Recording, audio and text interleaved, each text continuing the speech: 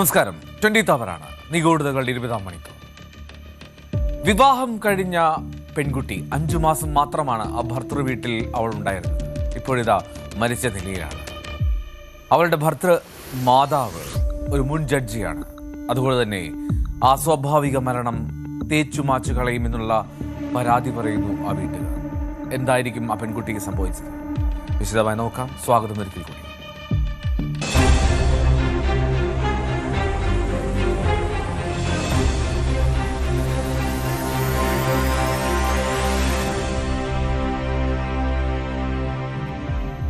വിവാഹം കഴിഞ്ഞ് 5-ാം മാസം യുവതി ഭർത്തൃവീട്ടിൽ മരിച്ച നിലയിൽ. സ്ത്രീധനത്തെ ചൊല്ലി പീഡനം പതിവെന്ന് വീട്ടുകാർ. മുൻ ജഡ്ജിയായ ഭർത്തൃമാതാവ് കേസ് അട്ടിമറിക്കുമെന്നും സംശയം.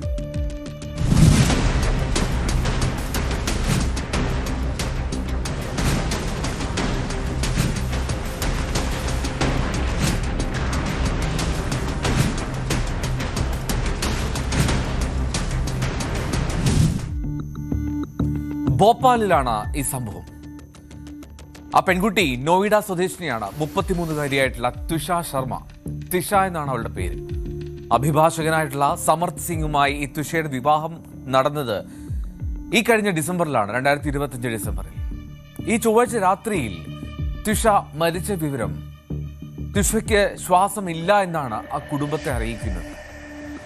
ഈ മരണത്തിൽ ദുരൂഹതയുണ്ടെന്നും ഭർത്തൃ വീട്ടുകാർ അവളെ മാനസികമായും ശാരീരികമായും സ്ഥിരം പീഡിപ്പിച്ചിരുന്നുവെന്നും ആ കുടുംബം പരാതിപ്പെടുന്നുണ്ട്. ചൊവ്വാഴ്ച രാത്രി 10 മണിയോടുകൂടി ഈ തുഷ അവളുടെ അമ്മയെ ഫോണിൽ വിളിച്ച് സംസാരിച്ചുകൊണ്ടിരിക്കുകയായിരുന്നു. അവളുടെ വീട്ടിൽ അവൾക്ക് നേരിടേണ്ടി വരുന്ന ക്രൂര പീഡനങ്ങളെക്കുറിച്ചാണ് അവൾ സംസാരിച്ചുകൊണ്ടിരുന്നത് അധികവും.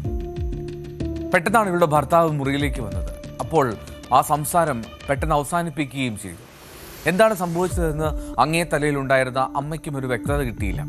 അതായത് അമ്മയെ ഫോൺ വിളിച്ചു, പിന്നാലെ ആ ഫോൺ പെട്ടെന്ന് ഡ്രോപ്പ് ആവുന്നു. ആകെ ഭയം തോന്നിയ ആ അമ്മയും ആ വീട്ടുകാരും തുഷയുടെ ഫോണിലേക്ക് തിരികെ വിളിക്കാൻ ശ്രമിച്ചു. അവളുടെ ഭർത്താവിനെ വിളിക്കാൻ ശ്രമിച്ചു. ആ ഭർത്തൃ മാതാവിനെ വിളിക്കാൻ ശ്രമിച്ചു. പക്ഷേ ഇവരാരും ഫോൺ എടുത്തില്ല.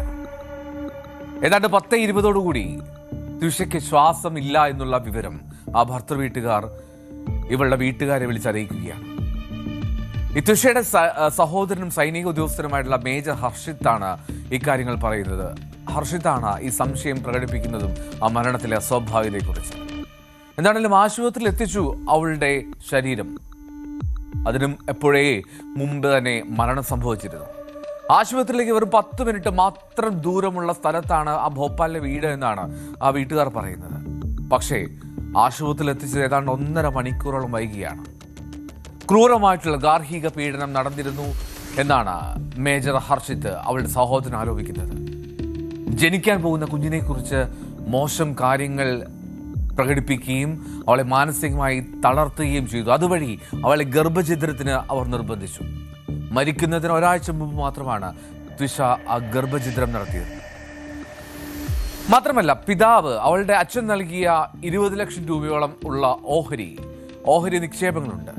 അത് വീട്ടുകാരുടെ പേരിലേക്ക് മാറ്റാൻ ഈ സമ്മർദ്ദം ചെലുത്തിയിരുന്നു എന്നാണ് പോലീസ് ലഭിച്ച പരാതിയിലുള്ളത്. അവന്റെ പേരിലേക്കും അവന്റെ അമ്മ, അതായത് മുൻ ജഡ്ജിയായിട്ടുള്ള ആ സ്ത്രീയുടെ പേരിലേക്കും അവൾക്ക് നൽകിയ ഓഹരി നിക്ഷേപങ്ങൾ മാറ്റണമെന്നായിരുന്നു ആവശ്യം. थाना कटावेल में नवविवाहिता का मामला सामने आया था, जिसमें मृतिका तुषा शर्मा द्वारा संदिग्ध परिस्थितियों में उनकी मृत्यु हुई थी, जिस पर से मृतिका की पीएम रिपोर्ट और उनके परिजनों के कथन, उनके द्वारा प्रस्तुत किए गए डॉक्यूमेंट्री साक्ष्य के आधार पर जांच में अपराध पाए जाने से धारा 80, 85, 35 VNS एवं 3/4 दहेज प्रतिषेध अधिनियम के तहत मामला पंजीबद्ध कर लिया गया है और आरोपी गणों को तलाश भी किया जा रहा है. പോസ്റ്റ്മോർട്ടം റിപ്പോർട്ടിലും മരണത്തിൽ അസ്വാഭാവികതയുണ്ട് എന്ന് തന്നെയാണ് സൂചന നൽകുന്നത്. ആ മരണത്തിന് കാരണം തൂങ്ങി മരണമാണെന്നാണ് പ്രാഥമിക റിപ്പോർട്ടിൽ പറയുന്നത്. എന്നാൽ ഈ മരണത്തിന് മുൻപ് ആ ശരീരത്തിൽ പലയിടങ്ങളിലായി ഉണ്ടായ മുറിവുകൾ, ചതവുകളൊക്കെ വ്യക്തമായി ആ റിപ്പോർട്ടിൽ രേഖപ്പെടുത്തിയിട്ടുണ്ട്. ഒരാഴ്ച മുൻപ് ഗർഭഛിദ്രം നടന്നുവെന്നും ആ പോസ്റ്റ്മോർട്ടം റിപ്പോർട്ട് സ്ഥിരീകരിക്കുന്നുണ്ട്. വിഷാംശം ഉള്ളിൽ ചെന്നിട്ടുണ്ടോ എന്നറിയാനായി ഫോറൻസിക് പരിശോധനയ്ക്കായി ആന്തരിക അവയവങ്ങളുടെ സാമ്പിളുകൾ അയച്ചിരിക്കുകയാണ്. അതിന്റെ ഫലം വരുമ്പോൾ കൂടുതൽ വ്യക്തത വരുമെന്ന് പ്രതീക്ഷിക്കാം. DNA പരിശോധനയ്ക്കായി ഈ നഖത്തിന്റെ സാമ്പിളുകളും ശേഖരിച്ചിട്ടുണ്ട്. വിരമിച്ച ജഡ്ജിയാണ് ട്വിഷയുടെ ഭർത്തൃമാതാവ്. ആ സാഹചര്യത്തിൽ വലിയ സ്വാധീനമുണ്ട്. ആ സ്വാധീനം ഉപയോഗിച്ച് അവർ തെളിവ് നശിപ്പിക്കാൻ സാധ്യതയുണ്ട് എന്നാണ് ട്വിഷയുടെ കുടുംബത്തിന്റെ ആശങ്ക. ആ ഭർത്തൃവീട് അതുകൊണ്ട് തന്നെ വളരെ പെട്ടെന്ന് സീൽ ചെയ്ത് കേസെടുത്ത് അന്വേഷണം നടത്തണം, കൃത്യമായിട്ടുള്ള അന്വേഷണം നടത്തണമെന്നാണ് കുടുംബം പോലീസിനോട് ആവശ്യപ്പെടുന്നത്. പോലീസിന് മുന്നിലെത്തി, ഉന്നത ഉദ്യോഗസ്ഥർക്ക് മുന്നിലെത്തി അവർ കാര്യങ്ങൾ ധരിപ്പിച്ചു. വലിയ പ്രതിഷേധവും നടത്തി. പോലീസ് പറയുന്നു ഒരു സ്വാധീനത്തിനും വഴങ്ങില്ല, കൃത്യമായ അന്വേഷണം നടക്കുമെന്ന്. എന്താണെങ്കിലും ട്വിഷയ്ക്ക് നീതി കിട്ടാനായി പോരാടുകയാണ് അവളുടെ കുടുംബം.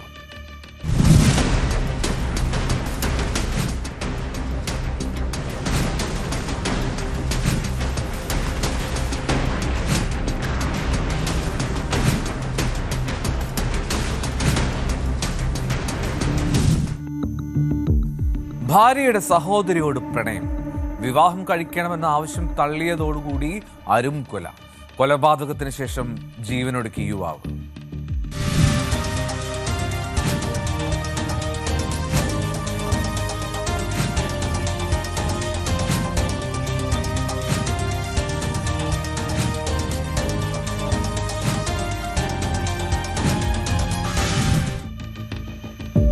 ഉത്തർപ്രദേശിലെ ഖുഷിനഗറിലാണ് ഈ സംഭവം നടന്നത്. അവിടെ ബസ്ദില ബുസൂർക്ക് എന്ന ഗ്രാമം, അവിടെയാണ് ഈ അരുംകൊലയും ഒപ്പം ജീവനൊടുക്കലും സംഭവിച്ചത്.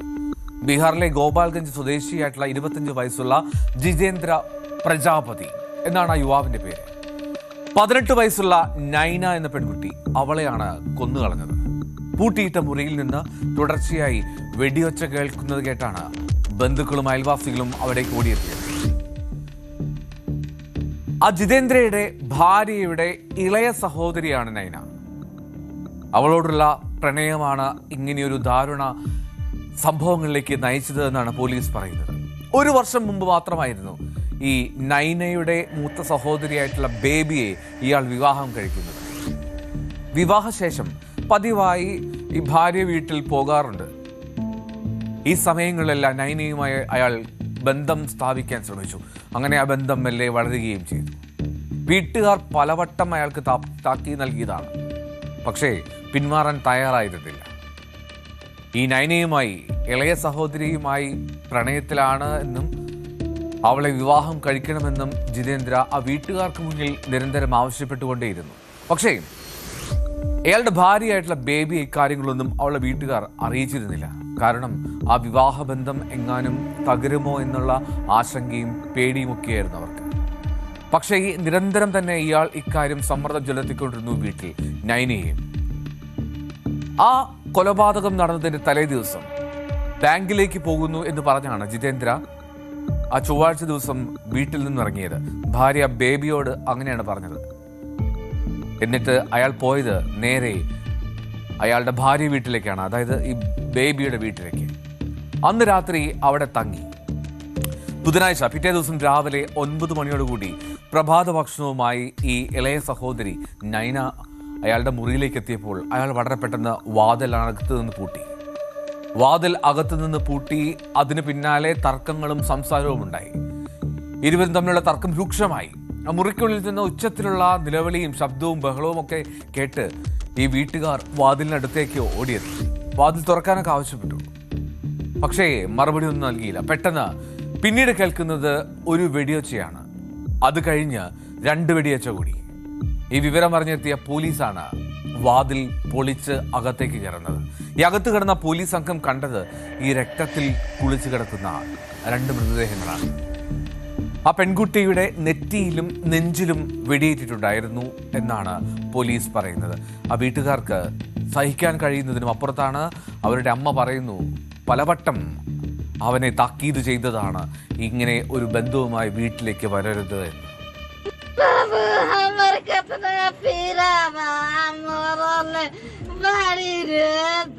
का भइल चाची केंगे का भइल केंगे का भइल अरे हुए मुतबियन हमारा बाबू के मरले बारे हो काहे खातिर मरले बड़े अरे हुए जाना तो ओकरा कौन बोयर लगे हो दादा के रहल जी मरले रात हमर बाबू हमरा संग में रह दिया പഠിക്കാനൊക്കെ ബഹുമിടുക്കിയായിരുന്നു വിദ്യാർത്ഥിനിയായിട്ടുള്ള നൈന. ഈ ഹൈസ്കൂളിലെ പഠനത്തിനൊപ്പം ഒരു സ്വകാര്യ സ്കൂളിൽ ട്യൂട്ടറായിട്ടും അവർ പോകുന്നുണ്ടായിരുന്നു. ആ പ്രദേശത്തൊക്കെ അവൾ മിടുക്കിയാണ്. അവിടുത്തെ പ്രദേശത്തുള്ള കുട്ടികൾക്ക്, ചെറിയ കുട്ടികൾക്കൊക്കെ വളരെ സൗജന്യമായി ട്യൂഷനൊക്കെ എടുത്ത് കൊടുക്കുകയും ചെയ്തിരുന്ന പെൺകുട്ടി. എല്ലാവർക്കും അവളെപ്പറ്റി നല്ല മതിപ്പായിരുന്നു. എന്നാലും ഈ മരിച്ച രണ്ടുപേരുടെയും മൊബൈൽ ഫോണുകൾ പോലീസ് പിടിച്ചെടുത്തിട്ടുണ്ട്. ഈ അന്വേഷണത്തിന്റെ ഭാഗമായി അതൊക്കെ പരിശോധിക്കുകയാണെന്നും പോലീസ് പറയുന്നു. देखिए, ये थाना तमकुही राज के अंतर्गत बसडीला बुजुर्ग गांव की एक घटना है। यहाँ पर प्रातः लगभग 8:52 पर यहाँ के किसी स्थानीय व्यक्ति ने SHO को फ़ोन किया कि यहाँ पर एक किसी व्यक्ति द्वारा अपनी साली को गोली मार करके और खुद आत्महत्या कर लिया है और दरवाज़ा बंद है। इस सूचना पर 9:15 तक SHO यहाँ मौके पर पहुँच गए और उनके द्वारा दरवाज़ा तोड़ करके जब अंदर घुसा गया तब ये देखा गया कि उसमें जो युवती है उसकी डेड बॉडी पड़ी थी और उस युवक की, जिसका नाम बाद में तस्दीक हुआ, जितेंद्र प्रजापति नाम है, इसकी उम्र लगभग 28 साल है और मृतका जो है उसका नाम नैना प्रजापति है, जिसकी उम्र लगभग 18 से 20 साल के आसपास की है। और जो लोग आपस में जीजा और साली हैं और अभी इस संबंध में अभी चूँकि फॉरेंसिक की टीम अभी आने वाली है, उसकी जांच हो जाए और उसके बाद बॉडीज़ का पोस्टमार्टम कराएंगे। उसके बाद जो भी अग्रिम विधिक कार्रवाई है नियमानुसार की जाएगी। ഞെട്ടലോടുകൂടിയാണ് ഈ ജിതേന്ദ്രയുടെ ഭാര്യ ബേബി ഈ കാര്യങ്ങളെല്ലാം കേട്ടറിഞ്ഞത്. സംഭവം അറിഞ്ഞ അവൾ വല്ലാത്തൊരു മാനസികാവസ്ഥയിലൂടെയാണ് കടന്നു പോകുന്നത്. അതുകൊണ്ട് തന്നെ അവൾ അവൻ്റെ മൃതദേഹം ഏറ്റുവാങ്ങാൻ പോലും തയ്യാറായില്ല, നോക്കാൻ പോലും അവൾ തയ്യാറായില്ല എന്നാണ് റിപ്പോർട്ട്. വിവാഹത്തിനായി നിരന്തരം സമ്മർദ്ദം ചെലുത്തിയ ജിതേന്ദ്രയുടെ മനസ്സ് മാറ്റാൻ പലവട്ടവും പല തവണയായി ആ വീട്ടുകാർ ശ്രമിച്ചതാണ്. പക്ഷേ അവൻ തയ്യാറായില്ല. 1 വർഷം മുമ്പ് മാത്രം ബേബി വിവാഹം കഴിച്ചു. ഇപ്പോൾ ബേബിയുടെ ഇളയ സഹോദരി വിവാഹം കഴിക്കണമെന്നുള്ള അവൻ്റെ ആവശ്യം അതാണ് ഇത്തരമൊരു ചിന്തയിലേക്ക്, അരും കൊലയിലേക്ക് കാര്യങ്ങൾ എത്തിച്ചത്, രണ്ടുപേരുടെ ജീവനെടുത്തത്.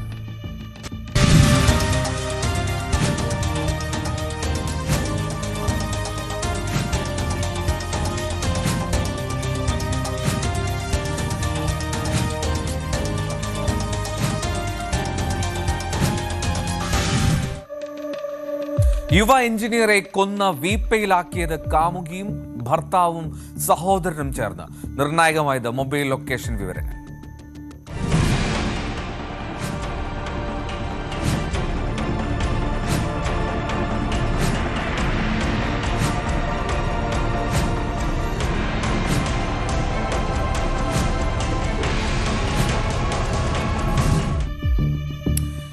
ഇത്തരം സംഭവങ്ങൾ ഈ ഉത്തരേന്ത്യയിൽ നിന്നും പലവട്ടം നമ്മൾ കേട്ടിട്ടുണ്ട്. മൃതദേഹങ്ങൾ വീപ്പയിലാക്കി തള്ളി എന്നുള്ളത്. മീററ്റിൽ നടന്ന ഒരു സംഭവം വളരെ പ്രശസ്തവുമാണ്. അവിടെ കാമുകനൊപ്പം ഭർത്താവിനെ കൊന്ന് കഷ്ണങ്ങളാക്കി മുറിച്ച ശേഷം കോൺക്രീറ്റ് നിറച്ച ഒരു നീല വീപ്പയിലാക്കിയ കേസ്. അത് വലിയ പ്രമാദമായി ചർച്ചയായതാണ് രാജ്യം മുഴുവൻ. അതിനോട് സാദൃശ്യം തോന്നും വിധത്തിലാണ് ഈ സംഭവം. ഏപ്രിൽ 3-ാം തീയതിയാണ് അർബാസ് മഖ്സൂദ് അലി ഖാൻ എന്ന മുംബൈ താനെ സ്വദേശിയെ കാണാതാവുന്നത്. ജോലിക്ക് വേണ്ടി ദാദറിലേക്ക് പോകുന്നു എന്നറിയിച്ച് വീട്ടിൽ നിന്നും ഇറങ്ങിയതാണ് അയാളെന്ന്. പിന്നീട് വിവരമില്ല, ഫോണിൽ വിളിച്ചിട്ട് കിട്ടുന്നില്ല. 2 ദിവസങ്ങൾ പിന്നിട്ടു. 2 ദിവസമായിട്ട് മകനെ കാണാതായതോടെ അവൻ്റെ അച്ഛൻ പോലീസിൽ പരാതി നൽകി. വസായി എന്ന സ്ഥലത്താണ് അവസാനമായി അവൻ്റെ മൊബൈൽ ഫോൺ ഓണായിരുന്നത്. ആ ലൊക്കേഷൻ പോലീസ് ട്രേസ് ചെയ്തു. അങ്ങനെ ആ ലൊക്കേഷൻ കേന്ദ്രീകരിച്ച് നടത്തിയ തെരച്ചിലാണ് ഒരു പച്ച വീപ്പയിൽ ജീർണിച്ചു തുടങ്ങിയ, അഴുകി തുടങ്ങിയ അവൻ്റെ മൃതദേഹം കണ്ടെത്തുന്നത്. ഈ കൊലപാതകത്തിന് ചുരുളഴിക്കാൻ അർബാസിന്റെ ഫോൺ കോളുകൾ ലിസ്റ്റ് പരിശോധിക്കാൻ പോലീസ് തീരുമാനിച്ചു. ആ ഫോൺ കോളുകൾ പരിശോധിച്ചപ്പോഴാണ് അതിൽ ഒരു കാര്യം, മെഹജബീൻ ഷെയ്ഖ് എന്ന സ്ത്രീയുമായി നിരന്തരം അയാൾ സംസാരിച്ചിരുന്നു. ഒരു നേഴ്സാണ് മെഹജബീൻ ഷെയ്ഖ് എന്ന ആ സ്ത്രീ. അങ്ങനെ അവരെ വിളിപ്പിച്ചു ചോദ്യം ചെയ്യാനായി തീരുമാനിക്കുകയും ചെയ്തു. ഇനി കൂടുതൽ പരിശോധന നടത്തിയപ്പോൾ മറ്റൊരു കാര്യം കൂടി പോലീസിന് വ്യക്തമായി. ഈ അർബാസിനെ കാണാതായ സമയത്ത് ഈ പറയുന്ന നേഴ്സ് മെഹജബീനും അതേ ലൊക്കേഷനിൽ തന്നെ ആ ദിവസം ഉണ്ടായിരുന്നു എന്നുള്ളത്. അങ്ങനെയാണ് കൂടുതൽ സംശയങ്ങളിലേക്ക് കാര്യങ്ങൾ എത്തിയത്. കസ്റ്റഡിയിലെടുത്തു, ചോദ്യം ചെയ്തു. ആദ്യം ചോദ്യം ചെയ്തപ്പോൾ ഒന്നും സമ്മതിച്ചില്ല, അന്വേഷണത്തോട് സഹകരിച്ചതുമില്ല. പക്ഷേ പിന്നീട് കൂടുതൽ തീവ്രമായ ചോദ്യം ചെയ്യലിലേക്ക് കടന്നതോടുകൂടി എല്ലാം പുറത്തു പറയേണ്ടി വന്നു. കഥ ഒന്നൊന്നായി പുറത്തേക്കും. PSI सावंत ने उसके जो कॉल डिटेल्स है वो कॉल डिटेल्स निकाले, तो कॉल डिटेल्स का उन्होंने तांत्रिक विश्लेषण किया तो उसका जो लास्ट लोकेशन है वो वसई इलाके में दिखा रहा था। तो उन्होंने देखा कि उनकी जो प्रियसी है मेहजबीन, उसका भी लास्ट लोकेशन वसई इलाके में दिखा रहा है। तो उन्होंने मेहजबीन को पुलिस थाने में इंटरोगेशन के लिए लेके आए, तो उससे इंटरोगेशन किया तो उसने पहले कुछ बताने से इनकार किया, लेकिन अच्छे से इंटरोगेशन करने के बाद उसने ये पुलिस को कन्फेस किया कि उसका जो हस्बैंड है हसन और उसका भाई तारिक और उसके भाई का जो दोस्त है मुज्जुम पठान, उन्होंने फिरौती मांगने की से उसको वसई में बुलाया और उसका मर्डर किया है। ഈ ഭർത്താവും സഹോദരനും ഒരു ബന്ധുവും ആ കൊലപാതകത്തിന് അവൾക്ക് കൂട്ടുനിന്നു. അർബാസ് ഖാനിൽ നിന്ന് പണം കൊള്ളയടിക്കുക എന്നുള്ളതായിരുന്നു പദ്ധതി. ഇവൻ ഈ അർബാസ് ഖാൻ എന്ന ആ യുവാവ് ഒരു എഞ്ചിനീയറാണ്. അവൻ വർക്ക് നടക്കുന്ന സൈറ്റിലേക്ക് പോകുന്ന വഴി പണം കയ്യിൽ കരുതും എന്നുള്ളതായിരുന്നു അവരുടെ അറിവ്. ആ പണം കവർച്ച ചെയ്യുക എന്നുള്ളതായിരുന്നു ലക്ഷ്യം. ആ കാമുകി ഭർത്താവുമായി കാര്യങ്ങൾ പ്ലാൻ ചെയ്തു. പക്ഷെ ആ പ്ലാൻ പൊളിഞ്ഞതോടുകൂടിയാണ് കൊലപാതകത്തിലേക്ക് കാര്യങ്ങൾ എത്തിയത്. ആദ്യം ഒരു പൈപ്പ് കൊണ്ടാണ് അടിച്ചത്. അങ്ങനെ കൊലപാതകം മരണം ഉറപ്പാക്കിയ ശേഷം ഈ മൃതദേഹം ഒരു വീപ്പയിലാക്കി ഒരു വലിയ ഓടയിൽ കൊണ്ടുപോയി തള്ളുകയായിരുന്നു. മെഹജബീന്റെ സഹോദരൻ താരിഖ് ഷെയ്ഖിനെ പോലീസ് ഇതിനോടകം അറസ്റ്റ് ചെയ്തു. എന്നാൽ അവളുടെ ഭർത്താവ് ഹസൻ ഒപ്പം കൂട്ടുനിന്ന ആ ബന്ധു രണ്ടുപേരും ഒളിവിലാണ്. അവരെ ഉടൻ പിടികൂടും എന്നുള്ള പ്രതീക്ഷയിലാണ് പോലീസ്.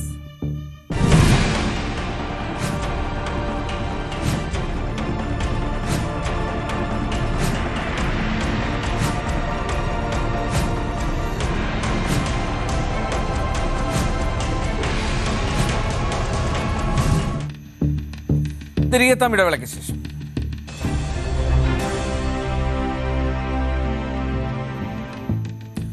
ബീഹാറിനെ ഭയപ്പെടുത്തി തലയില്ലാത്ത 4 മൃതദേഹങ്ങൾ സ്യൂട്ട് കേസിലും ചാക്കിലുമൊക്കെ ആക്കിയ നിലയിൽ കണ്ടെത്തിയത് 2 വ്യത്യസ്ത സ്ഥലങ്ങളിൽ നിന്ന്.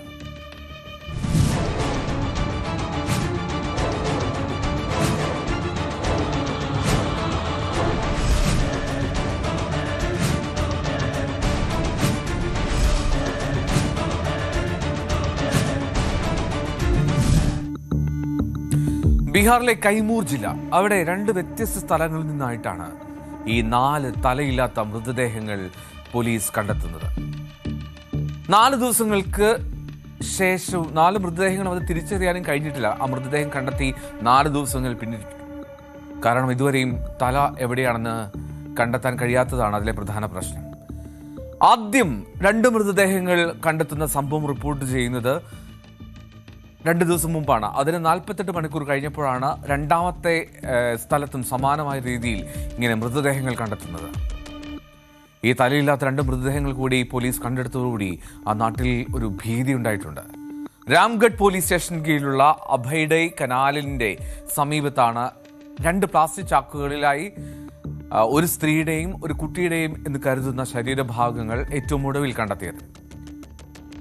കരയിൽ നിന്ന് ആ കനാലിൽ ഏതാണ്ട് 100 മീറ്റർ അകലെയാണ് ഈ ചാക്കുകൾ കൊണ്ടുപോയി തള്ളിയിരുന്നത്. സംശയാസ്പദമായിട്ടുള്ള രീതിയിൽ ഈ ചാക്കുകൾ കണ്ട ആ ഗ്രാമത്തിലെ ജനങ്ങളാണ് പോലീസിനെ കാര്യം അറിയിക്കുന്നത്. അങ്ങനെ പോലീസ് വന്ന് പരിശോധിച്ചപ്പോഴാണ് പല കഷ്ണങ്ങളായി മുറിച്ച നിലയിൽ ആ മൃതദേഹങ്ങൾ കണ്ടെത്തിയതെന്ന് പോലീസ് പറയുന്നു.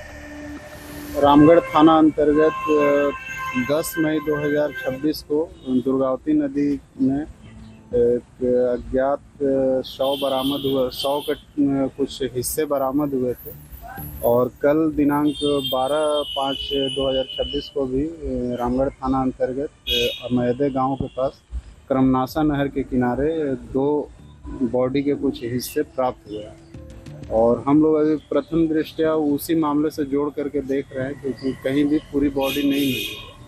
और मैं मीडिया बंधु से भी अपील करता हूं और रामगढ़ के जितने भी जनमानस हैं कि अगर इसमें कोई मिसिंग का कंप्लेन हो या कहीं कोई व्यक्ति मिसिंग हो तो उसकी सूचना तत्काल पुलिस को दिया जाए। और हम लोग हर संभव प्रयास कर रहे हैं कि पहले जो भी शव है उसका सत्यापन हो जाए। ദുർഗാവതി പോലീസ് സ്റ്റേഷന് കീഴിലുള്ള പാൻസർവാനിലെ ആ ദുർഗാവതി നദിയുടെ പാലത്തിന് സമീപത്തെ ഒരു സൂട്ട് കേസിനുള്ളിലാണ് കഷ്ണങ്ങളാക്കിയ മൃതദേഹങ്ങൾ 2 ദിവസം മുമ്പ് ആദ്യം കണ്ടെത്തുന്നത്. മിസ്സിംഗ് കേസുകൾ എന്തെങ്കിലും ഉണ്ടെങ്കിൽ അത് പോലീസിനെ അറിയിക്കണം എന്നുള്ളതാണ് പോലീസിന്റെ അഭ്യർത്ഥന. ഇതിനോടകം രജിസ്റ്റർ ചെയ്ത മിസ്സിംഗ് കേസുകൾ പോലീസ് പരിശോധിക്കുകയും ചെയ്യുന്നുണ്ട്. ഈ തലയുടെ ഭാഗങ്ങൾ കണ്ടെത്താനായും തെരച്ചിൽ നടക്കുന്നു. വിശ്വസനീയമായിട്ടുള്ള കാര്യങ്ങൾ പങ്കുവയ്ക്കുന്നവർക്ക്, സൂചനകൾ ലഭിക്കുന്നവർക്ക്, നൽകുന്നവർക്ക് 50,000 രൂപ പാരിതോഷികവും പ്രഖ്യാപിച്ചു. എന്നാലും ബീഹാറിലെ പോലീസിന് കീറാമുട്ടിയായി തലവേദന നിൽക്കുകയാണ് ആ 4 മൃതദേഹങ്ങൾ.